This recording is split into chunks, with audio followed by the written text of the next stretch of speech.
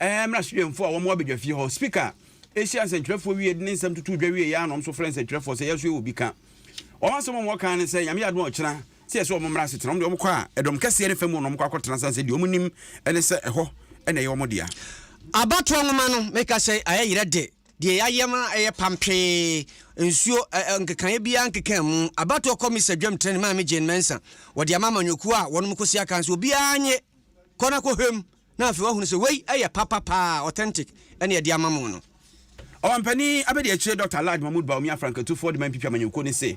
obesi ntosu afidi dwuma kase pa wa komadan na ne yedo ntosu ne yetine pribremu a yasakram amagana fo anya bi ne de bi so akwa amanane Mampani anade ato dwa se ohamu chichemu de owotwe obetimi de sese ne bo se ebo a wo hye Ghana fo teacher de ochrogu abo proso no waye ne nyina ensem no edoso pa sofo salifo amwako eye ne ba yi ho nsem foforo ebe mu nyame admo kina so kra so kokoto ne nyina mu nkiremu ye de bebrem na kai say Forever Construction and Consultancy wateten sase age ho nkrata nyina de egu o se brabeto bi any half plot na pe full plot ubenya edan ya yesi awie so 2 bedroom 3 bedroom 4 bedroom eno so bi Forever Construction and Consultancy omo office no ewa wudome runabout no so hono mo a tifhwo 2074 apomdin nya so papa ewo 2074 mu u kidney u liver akoma nemo yie yafumukro osade nyina no 20 na ne be ye ho adwuma sentontom na hawa fadan holy insecticide spray ne ko entafre ne mo amo akitenkete a bi no ho ntutu ene abo bi honom ono no ayese kakape bi sa obona ne ho kankan ekyate onum nyina obepam omo afiri dem MTN everywhere you go network no eno ne papa download my MTN app no every Play Store and I say Google App Store na bibia enko kama Franco Trading Enterprise ya de phone laptop printers air condition na face okra ma mo CCTV camera washing machine ni nyina ebi o Franco Trading Enterprise Pepsodent Herbal ebeboa etu se ho hawo enka eni nkonkone ni nyina afiri ho na Pepsodent Chaco no apose no fite sesu chirema edi ama high sense everyday prices for everyday people shenen so say high sense ye promotion nyame aduma wo china eni na de chien all dey be wieye enti so wo hia so to fridge a fridge promotion is omo ye fridge bia wo hia bia na high sense for obi a wo mo eton nti bomoden a na kokoko bi DBS Industries on the tran chancing papa ene Colorland Plus 20-year warranty bata ho from 0240844444 madama ene eso mo na nwumre pacho kan wo Facebook adom 106.3 FM na YouTube adom 106.3 FM na ene obaso a na wa hye na ofoforo eso atimi ahwe etie ensem ni bi kama ya yeso mo na nwumre yi na sei ampofo Germany obri yaboa Fentem frem. Yama kwaba.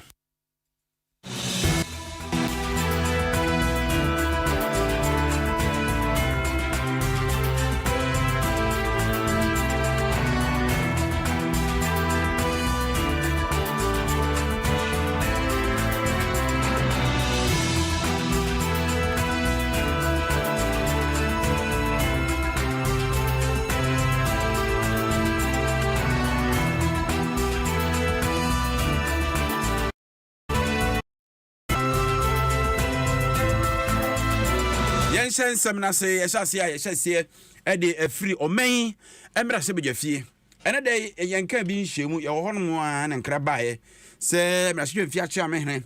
se wo nkomodie o nkitahondie bi opeso ne nsentwerefo de onsem bi opeso de to Ghana fo enim kanka enuama ekoso na nse wo memra se bedwafie ene ho koto nsensem apotwen entonto ene nkyinwa ye twe wo memu no na wato nsa fro memra se dwafo se nyame admo kire momra nansa na ombeba no na nsem bi won ma oso oboro so biebie so magana fo ehunu etiase ansa kra na foforo ba se nwan kwa didie ma ya yenka foforo ngum no friends ntwere fo de nsem de waburu bi so pa waburu nsem no so a ma ne kokoko wie se aso men atemu adwumako no omdo omhwene no omanan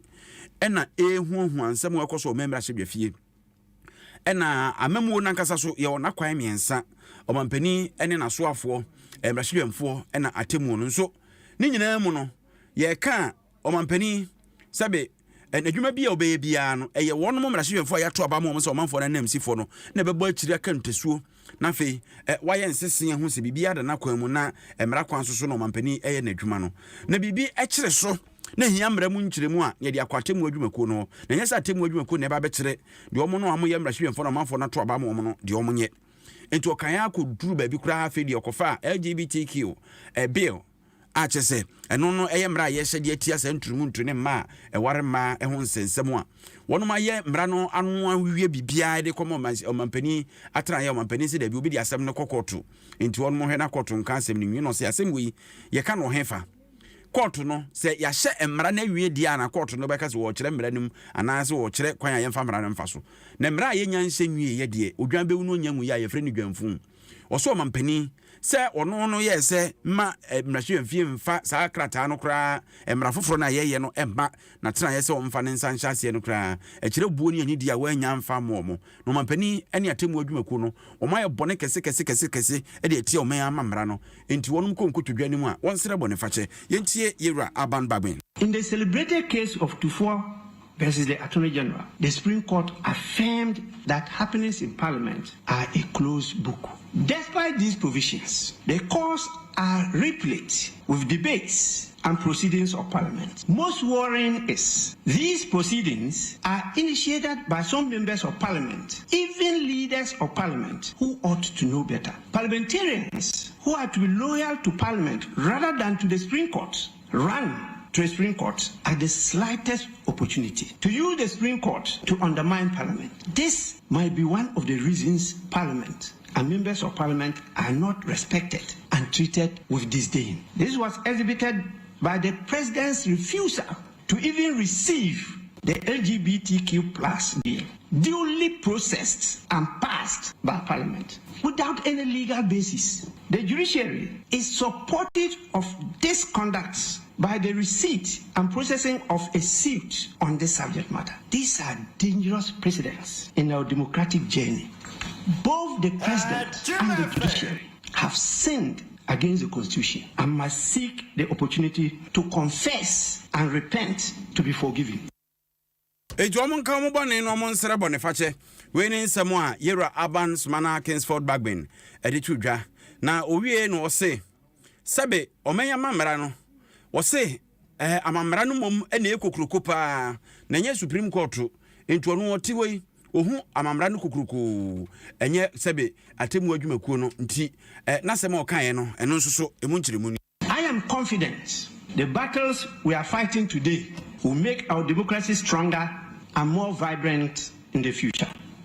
I believe in the supremacy of the Constitution. Mark my words, the supremacy of the Constitution, not the supremacy of the judiciary or Supreme Court. I also believe in a vibrant Parliament that is respected and accords its due on political questions as long established by law and decided cases. A Parliament that understands, reflects, and embodies the will of the people and defends its constitutional prerogatives only works in the interest of Ghana and Ghanaians, not a rubber stamp Parliament subservient to the whims and caprices of the executive and or the judiciary.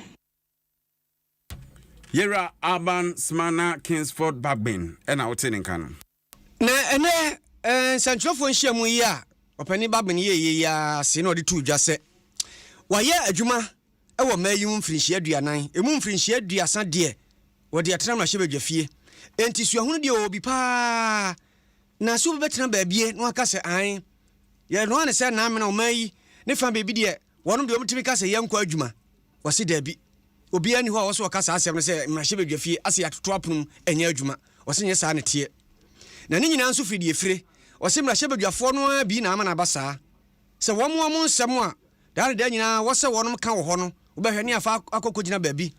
na akɔkɔyɛ ogyemum nipa bi di ho bi ewura mu ayɛ sɛ mmarahyɛbadwafoɔ no wɔnom yɛ bibia ni asɛ mmarahyɛbadwa no kora egu ani asɛ de anya kora no wɔse ɛbasa ɛnyɛ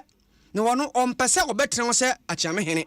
ne yɛbɛbɔ mmarahyɛbadwa no dimbɔne anaasɛ mmarahyɛbadwa no ɛbɛtete apansam nti wɔn nso wɔ fie hɔ a wɔn yɛ badwafoɔ no bi a wɔnom tu saa namɔ no wɔn nya hwɛ yie. I want to start this presser by disabusing and setting the minds of Ghanaians at ease. There is no constitutional crisis in this country. I repeat, there is no constitutional crisis in this country. The Parliament of Ghana is alive and working. Let nobody mislead, misinform, or disinform you and the country. The democratic system we adopted and enacted as captured in the Constitution 1992 and fleshed out in various laws, processes, procedures, and practices is what has been triggered, and it is working. Let us allow it to work. Democracy is about the rule of law. Let the law work. The democratic system we adopted and enacted recognizes that in the course of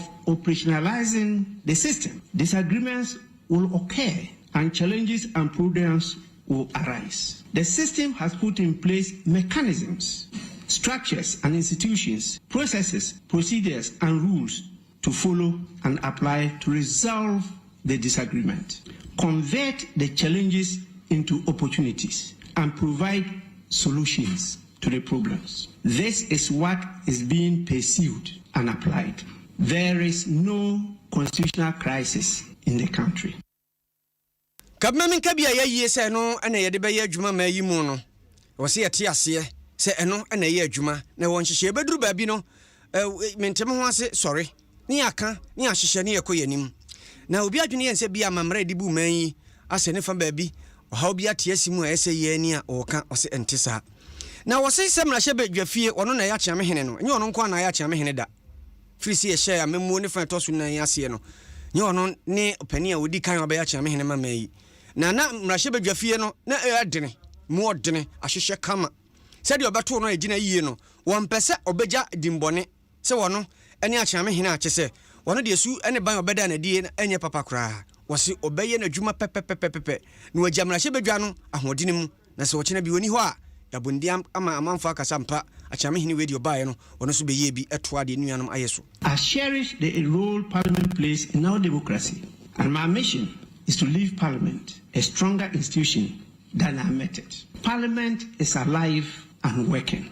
It has not been dissolved, prorogued, prohibited, suspended, or terminated. The cause of the disagreement, which led to a disorder, had to be resolved with time and engagement of many more leaders than those in Parliament. The adjournment was done by the lawful authority, the Speaker of Parliament. Let us stop pressing the panic buttons and fear-mongering and allow the system to work. Anger and indecent language rather inflames one another and consensus building. Baby anywhere, ye better menteme ho asen sorry nanso ebasa ene asembie ni ho a yede sika na atwa ano ne ano ne yeka ne atrans ne ahyehye ne ate ye ho ase din ne yeto aso akoyanim emrahye badwa fie no o kan sisu se enwuye mrahye badwa no egya na ho bibia ye din de mrahye badwa dwuma no aye ye no titire kabam kabi no wo se eyabotre entiase odo ye ho bibia ni a ne ate ase ne atrans ne ahyehye ne ekoyanim kama na mum so obi adwene ensem mrahye badwa fie no egu a nya de se mrahye badwa no egu yento aso na yanko emrahwe mfie ho no mo a ene abra achiame hene yerua aban babin ene nsentwefo di nkomo wie ya nsentwefo na wo ho na domkuma endi samanyoku mrahwe dwemfo se wo mso ye dom kese frɛ wo mo no mso mra so mo nimso akira ye ba mrahwe dwemfie no mse ane ye ba ye kwotra gya ne nsanifa so baby adom kese tena ho ne yakwa kotena sanse besi sabre nyina hene ba ne papate ase ye de yaka me yate ase se yen ena sise de ye dom kese sanse se wo yi nipa nan a ye se yi omoto akonwa no efiri mu a ye ne ye doso nti yen a ne ye ba kotena ho nti eno ho asem ntom de ono ka kire MPP efo se wono mo ba sebe Ghana for ha no abenedie ho nsem no ma no ho hia omo chen se post omo pa die so mba betena dom kese afa sanse no de eze abom so de adwonso aba akoko na majority chief whip governs Kwame Abuja na de nsemi atuenwa bema ohena mponsanim. We shall take our rightful place in the chamber as to where we sit and wait for whatever business that may come in front of us. Our advice to our colleagues in the minority NDP is to try and prioritize business that is in the interest of the people of this country, and they shall find favor and cooperation with us in trying to deal those businesses. We can assure them that as long as the business is in the interest of improving the lot of Ghanaians, they can count on the majority and this caucus to support those initiatives to pass things. Na owie ya no wo kire se wate se nipa bi keka se an ekadio ni ntuma nko ankada bia ya gurasafo aso omu ni aban mu nti se omu boa papa se na kakra na aka no omu toto papa so abobro se be aban ni ntimi nyehwe na ne dia kwa abatum na Ghana fo aka so omu masenti ya tu abetia omu no so omu ni adwembo ni bia ne mum ewiase kukuru ni jaye akeke be jaye kwame agbuja ni nsemo de tudwane bi ni. The constitution of Ghana is bigger than the Supreme Court, the president and parliament. The constitution says when you take certain acts in contravention of Article 71 and then 97.1, you have lost your seat or your membership of parliament. I am not entirely sure what is in dispute here, and as I said, we are not here to interpret or to do anything about whatever our Supreme Court said or did not say. I am aware that the NDC majority caucus in parliament has more members than the NPP, and that is what we are working with. As for whatever is in court, the caucuses are not in court on any condition, and Mr. Speaker has already told you. Mr. Speaker doesn't show us where to sit in the chamber. We sit in the chamber based on our numbers. So I think if the court issues to the people who are interested in the court issues, let's do our work in parliament. And I don't foresee, and I dread a day where I will have to do my work as a member of parliament because somebody at a court decide how I conduct myself as a member of parliament in this parliament. That would have been worse than being a parliament of a country I don't want to mention. But I believe the Supreme Court is guided by the fact that Parliament of Ghana, representatives of the people, actually is in business. Parliament is not shut down. That is why we are actually going to go to the chamber tomorrow. So those who have fears of Parliament not working or Parliament has been suspended or anything, it's not true. We regularly come and we regularly go on adjournment. We any someone governs Kwame Abuja wono eye dom kese no anoboboafo pani majority chief whip na wotes wo kasana na putupurumu ankra yensaka ene se kankwanhie bi asi nkran kumase kwantempo ya asusumu wo baabi ama kire se nipa nan afemu ahwerom nkwa na lesis body ene nipa wo yasem mu densini yenkona yene ni nkomo kwa wadi boko de Laza Biaboko. For putting us in Quincy. About I see her from Sugumeba in Sawamuno before so be do at Wachiri. Sunday Mono accident to be here. Cabin. Twitter his type now, body. And be free Kumasia over Accra. Now, according to the own Katakata, is maybe the place for ya meba to two ono ana lichina me park and I mean accident there and accident it was car no free Kumasia over Accra but tie the pie no muni from yeah you free Accra we are putting other side now Kumasi and to a block a no but a nipa phone now according to eyewitness now we now on our DNA see the PPF card but almost the beer prepare the business hospital but we back car but police car about the family and I wanted to in car about what be two cars over the airport. Ara who yehunu pacho oba Facebook sisi abehunu kaya ye kan Twitter his ya ne ekontemba ntemu kumase nkran kwantempo esu na kumse saka ni sikwano so chalu pre America de omukobi papa ne number GY80821 nipa 9 na afrim no mpani nkoda ma na mema mpani for mema kwafo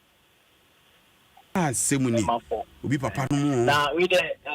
memfa kwanya isu na menka atem obi be park the car ama omo yi phones ne microphone sika ne nyama bi man so or the police station e won some but team na omo ba ho the police one ba omo so bia fa nyama bia sa ma the according to omo speaker no or rasta man o kuta pick up ele mro ko e bia o ti ADOM FM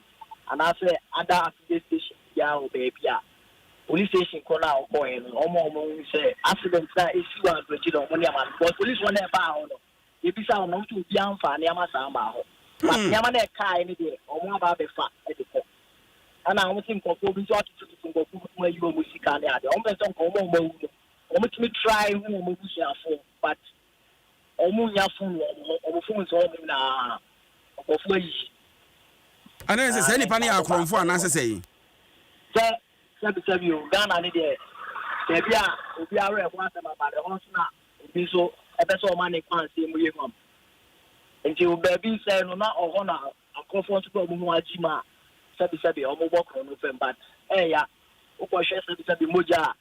ahwe agu kwan mu a ya pa si asem na kan no so biem se nipa na enya nkwanhia no obia aba bese sawo mo neoma de adwane ebi eba ho for that ana ebi obi de ono no o se o kwakra enti o fa neoma na ko police station no di kan ko report issue na wo in Sawam police station but team na eba MPT for na eba scene ho no bi gra ho no be ba e be fa last person now the to card video na me so sha go say police car about o ba no so bi anfa na ma sa ba o e two things ada say o na bu nsa ho ana say o de na ma de ko nti say o tren kan e wa ADOM FM ana say any other affiliation na police one ba no mo confirm say obi anfa sa na ma de ba ho ama boys na o de go fi pa say o mo hwehwe videos na ko for chance o mo ni ma they be on not internet say and if you move about how much you fool, some of the way you perform for what they call. Obi cry, I say you see can't see that on all there. I say, we just see and none of this way and one, which then is to train on or side you can't live in. And I see Nipa no, yes, I didn't know a Rasta. But I almost say I Rasta, no, could pick up. Pick up. Yeah, Oma Fanika number no. Yeah, one number nana, but Oma. So on other side of the road, airport, and I will also other scene. It's a nipa nine every muna. Omo mpre enso so wen. Omo do ma ko hospital. Omo do mugu amount for car my ba. Boys now more the ones are only before at wejiri. Refi no. Boys ni ya de ba. Omo ya de omo na asisa for ani adibati the best say ya satas no mo to mo boss because obia obeba obia bo sata ni ti tell mo communicate because omo mo kan so ti mo say mostly no majority of accidents are so fine so ye satas saka ni mirika asem de kan anwumre wie e communicate papa side of the road but the same can be found or the double car na accident we bra yi jira na akomo ubu no kra police for na dey say jinem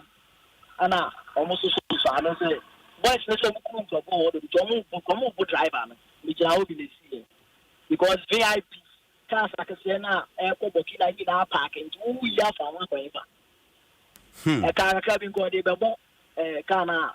e ba be tu car ni ana boys na call so that police for na asa jinem ma almost so ano it is ya do ma to car omu to car na me to me car me nam kwan so ameba is ya kra me do on so omu sisia yenu ya da say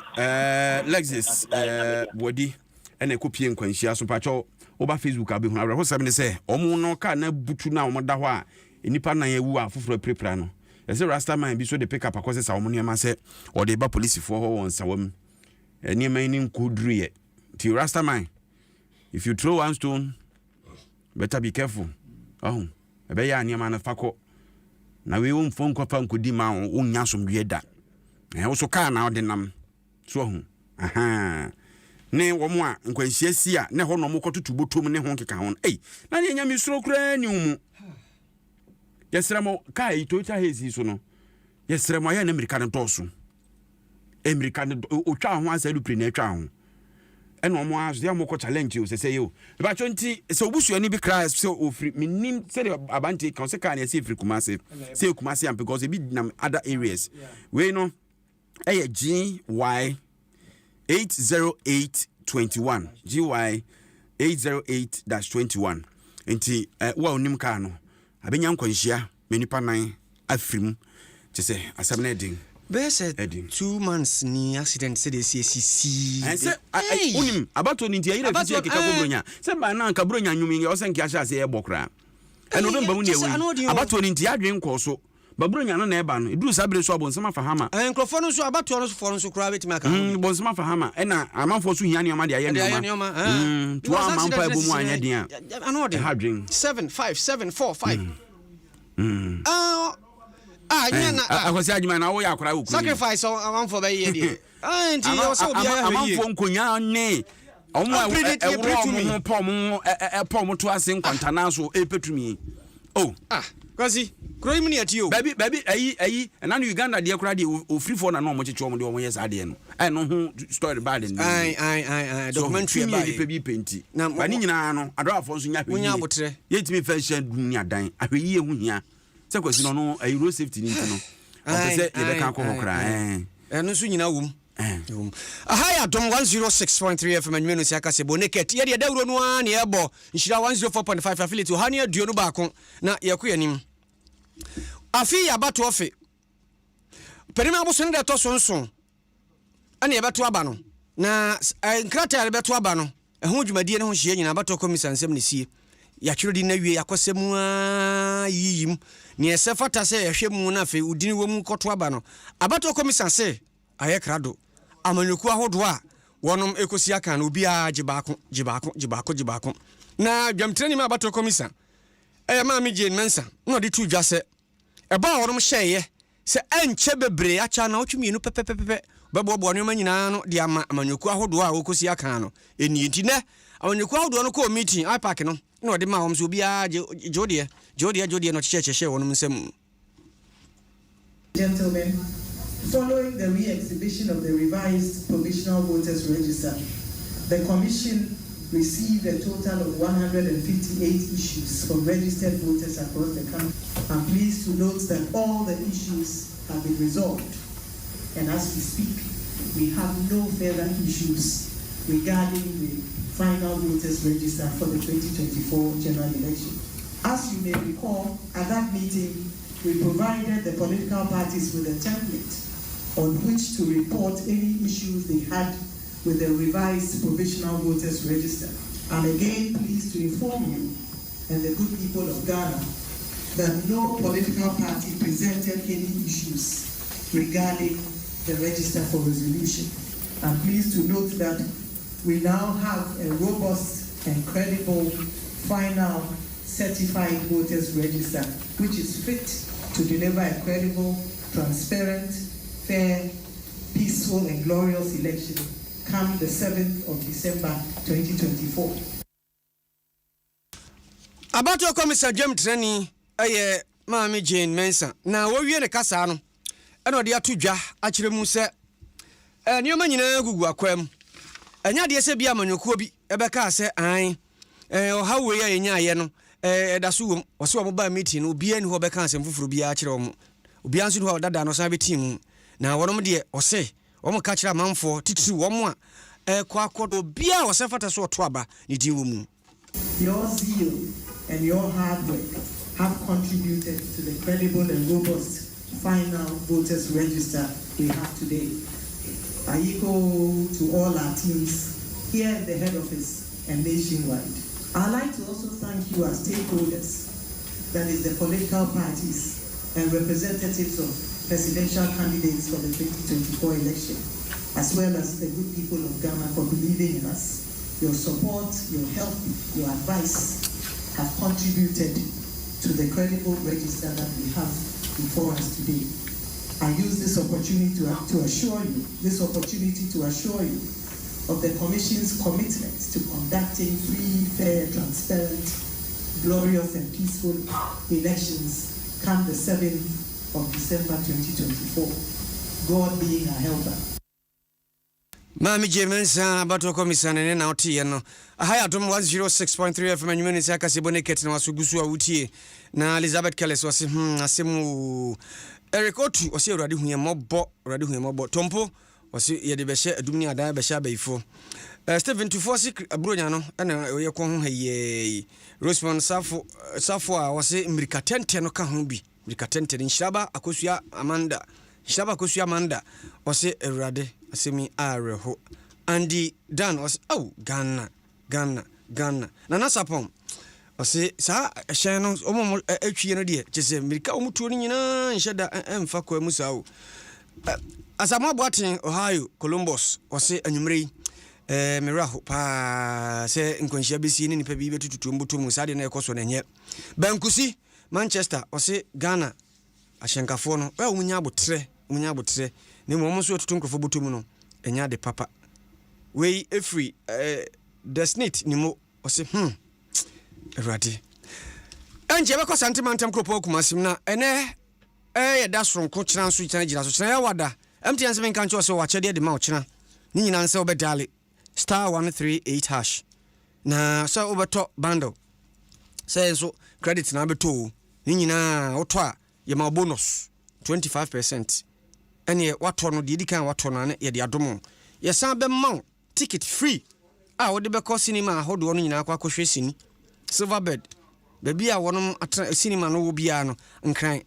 na fe uba wesels nso bi wo ho oso behwe ni free duru kumase a ho golden cinema mieni nyina ticket no de be kwa wuram ye hia ne se wato data anase credit afa e de amount Franco to the enterprise wonom de phone ene ho akade ho dwa no wonom die wo se men kan cho se auto online ko ade a wo mu chichemu aduanan bi wo ho a obenya DBS adwumakuo kase ma memfa number no ma 0240 844444 tiawa ni nyina se enchanse de bodan so no wo de beda wo no mba be bodan so kama e de amount na ha mu chichemu du nso wate afiri so de ahye obutum na aboa wo 2074 eno eye aduro a egi nipa nkwa obi a ne sa ha ba ho brebo wo mu jabroso yam kuro onipa dua no ha obi ha wo na no aduro ne friend 2074 eno ano so pese otu bia na ja wahunu diagnostic herbal industry 4 ebe fa 0246 073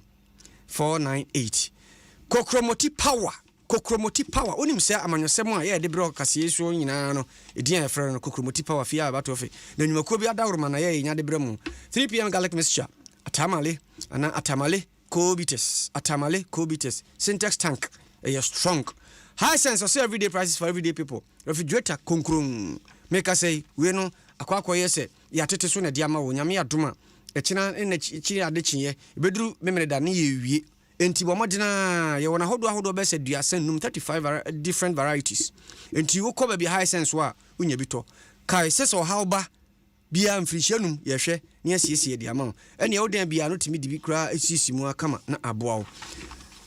na make us say ye de ani akire mu a president ho ne yebeko Unilever Ghana Daruma yako pepe student chaku ene edi twi ase a esimbi fia fitaa na yi nkan bi afri enum na fe enum a ewon kabone no apuni nyina gu osia dendenden Forever Constructions and Consultancy wonu mani se make us asase na yantam akuapem mampon kukum na kasoa na wase 10% discount o matetete bo no so ham chemudu udu ni ngo pram say ya you asase ho Dodua Hills full plot 70 by 100 nanka ye 25,000 say de 22,500 half lot ye 14,000 kaneno say de 12,600 ye san beboa wa ma ya ye hihia ma wutua unhunu sesi na otua wi asase ye dwiso ye de akwan atutum nyina ma hoden wo honsu wo honti uni haw ni eda ni bi won so ye sia wi 2 3 and 4 bedrooms a ni nyina chese ni mu dida ho apartment ho sanso na opa abrosansa eno pantan we go detached yesi no pantan nyame krum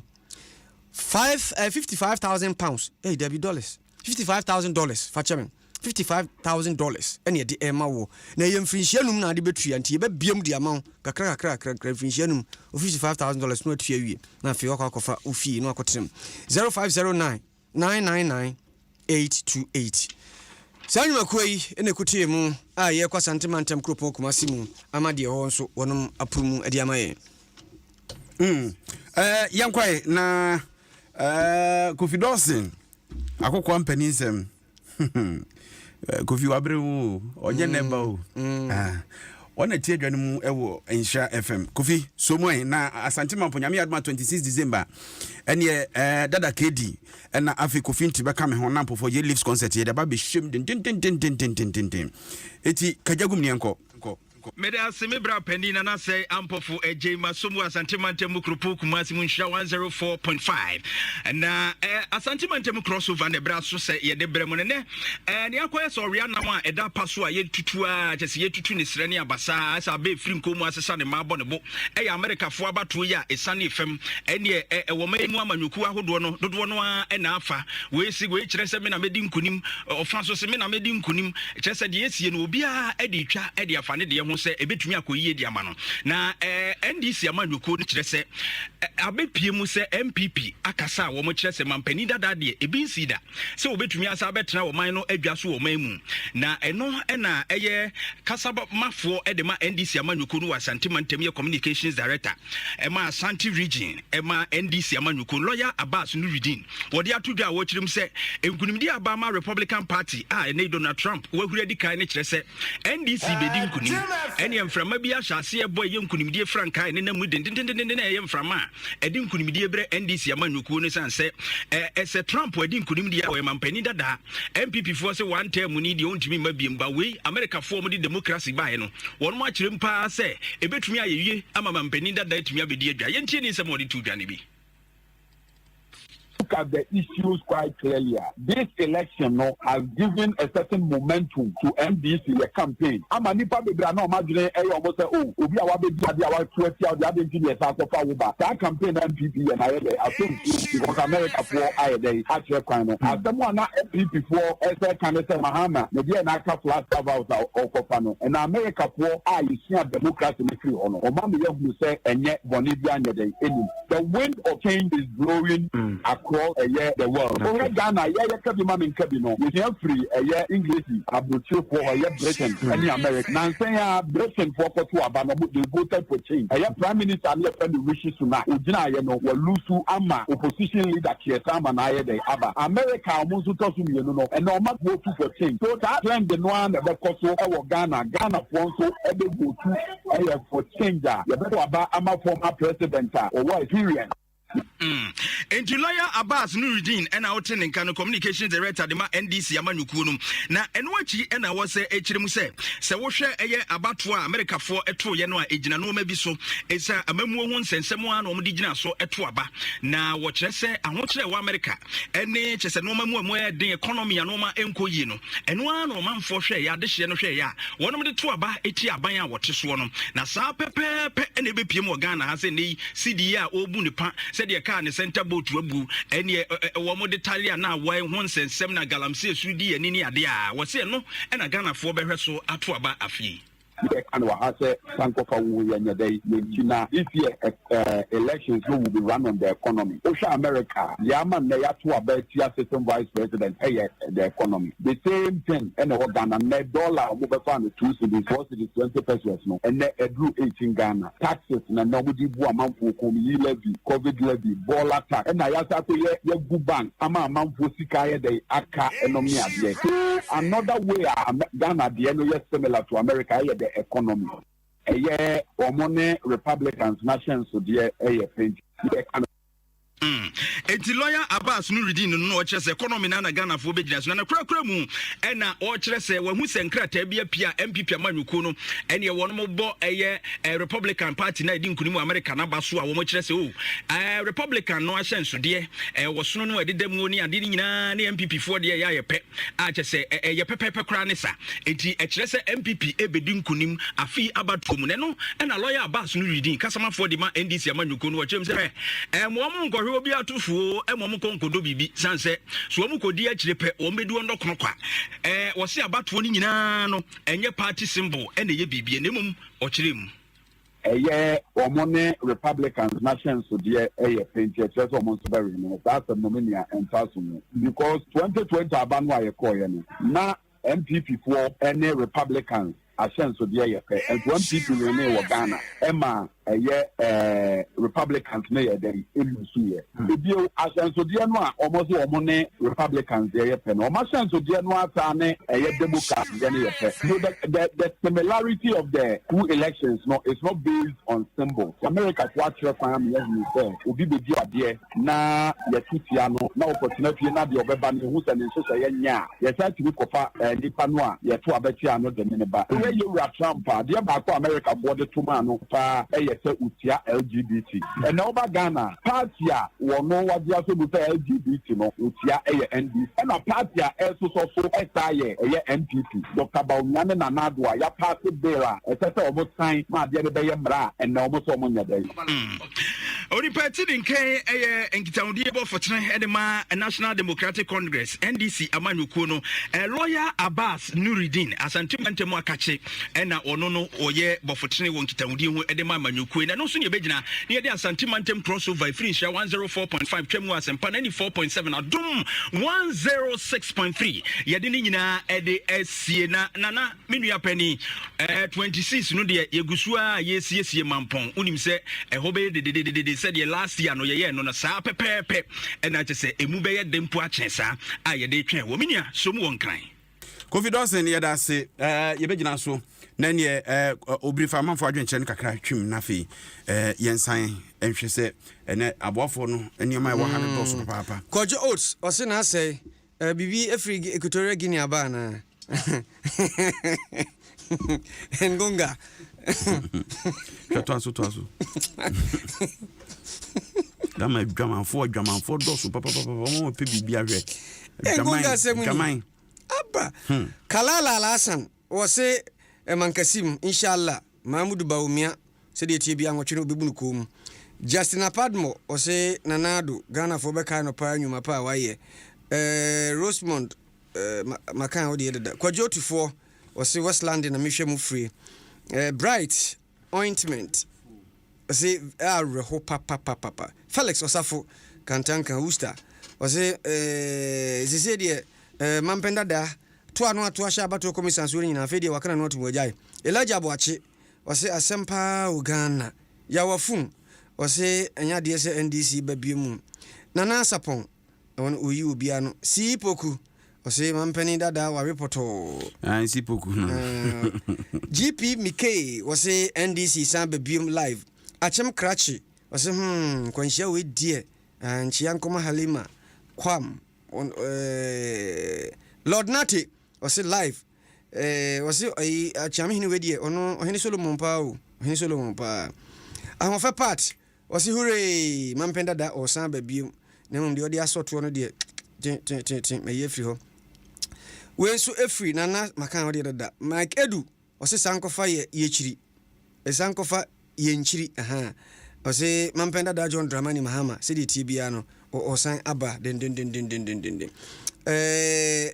we efri makan Elizabeth makan dada Ata Martin wɔse mampenda da de opposition ho no se de tie bia no ka no beka ho nana Matiasi form na no fa se ba ko ayira ye friend no Isabella Ahin wo 15 years o gina GHS3 o ye nipa abayiwa wo hu no a wogege kakra no hwene ye tia na nim no ye tia sa na niti no watwa ye hu no de se yira no na watwa niti no nwini no wo so no watwa se ne kakra bi ontwa nkofom misrem wo pie ne hu opi obi ahu no nti atade ye hyere no mintimi hu nkyerem se mu hu abayiwa no a na kyese wo bondi Isabella na kyese wo twena ni a wo no a wo so ye ba ma na bi a oba afoma bedi winsam a misrew wo modena se obeboa yen na wagya na manaba frɛ mia frɛ me 0547 02 82 03 odi the picture na to ho ni mfoni ni wode to Facebook live nti sɛ wo baabi no ahu no a 0547